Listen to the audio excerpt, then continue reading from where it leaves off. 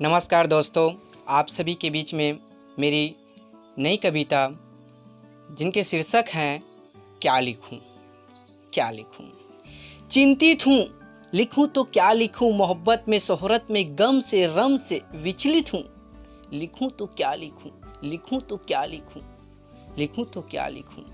चिंतित हूँ, लिखूं तो क्या लिखूं, मोहब्बत में शोहरत में गम से रम से विचलित हूँ। लिखूं तो क्या लिखूं, लिखूं तो क्या लिखूं।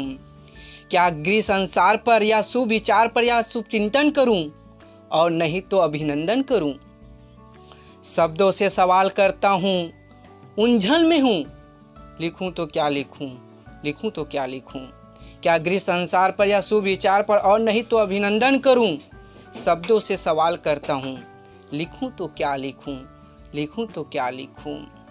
हे खुदा, हे खुदा तू ही बता जरा, मेरी किस्मत में तूने क्या लिखा।